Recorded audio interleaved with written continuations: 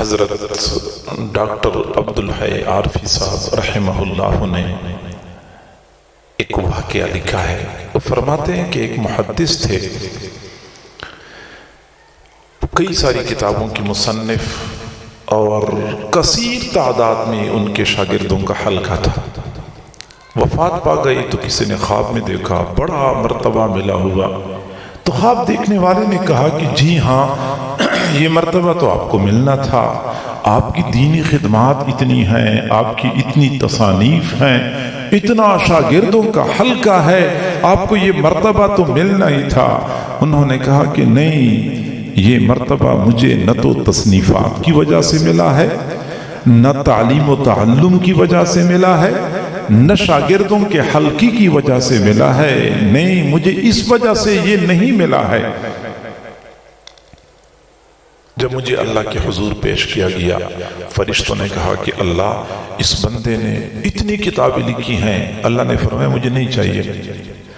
پھر فرشتوں نے کہا کہ اللہ، اس کی اتنی تعلیم و تعلم کے حوالے سے خدمات ہیں، اتنا شاگردوں کا حلقہ ہے. اللہ نے فرمایا مجھے پرواہ نہیں ہے، مجھے نہیں چاہیے. میں پریشان ہو گیا، نظر آ رہا تھا کہ میری پکڑ آ گئی ہے.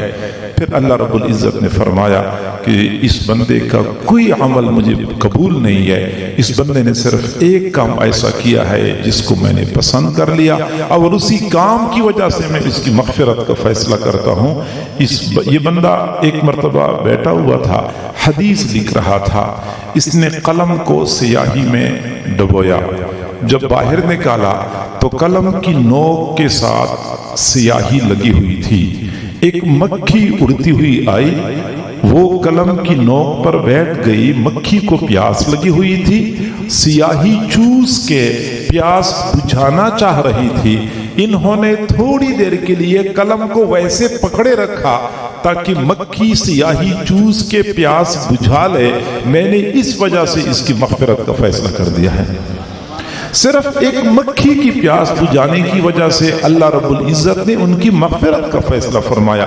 صحیح بخاری شریف کی روایت ہے، بنی اسرائیل میں ایک بدکار بد کردار عورت کہیں جا رہی تھی تو راستے کے قریب ایک کنواں تھا.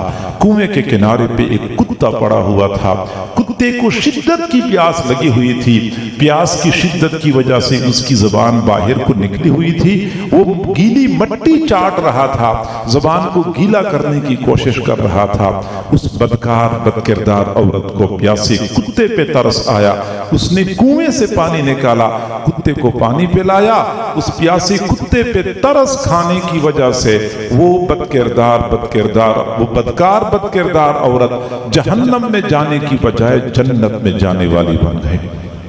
پیاسے کتے کو پانی پلانے کی وجہ سے بدکار عورت جہنم میں جانے کی بجائے جنت میں جانے والی بن گئی. میں کئی مرتبہ دوستوں سے کہا کرتا ہوں کہ ہمارے گھروں میں خواتین جو صبح سے لے کے شام تک بھاگ کے کام کرتی ہیں، کاش کہ یہ عبادت کی نیت سے کام کریں، خدمت کے جذبے سے کام کریں، تو یہ گھر کے کام کاج ان پر قرب خداوندی کے وہ دروازے کھول دے گا کہ عبادات کی بدولت وہ مراتب ملنا ممکن نہیں ہے.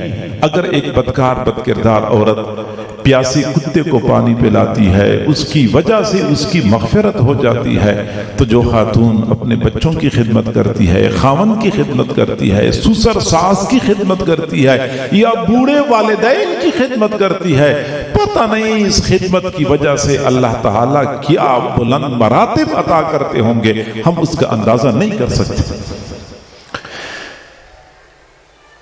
محدثین کی دنیا میں ایک حدیث بہت معروف ہے جس کو حدیث مسلسل بالاولیت کہتے ہیں. اب توجہ فرمائیں گے تو بات سمجھ میں آ جائے گی.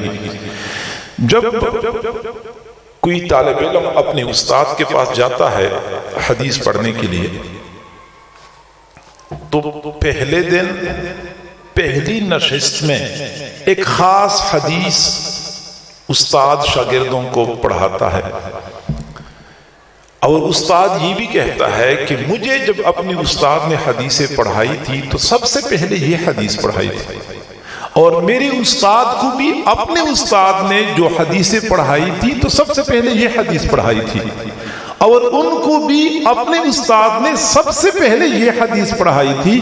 گویا کہ 14 صدیوں سے یہ ترتیب تسلسل کے ساتھ چلی آ رہی ہے کہ ہر استاد جب شاگردوں کو پہلے دن پہلی نشست میں حدیثیں پڑھاتا ہے، سب سے پہلے وہ حدیث پڑھاتا ہے۔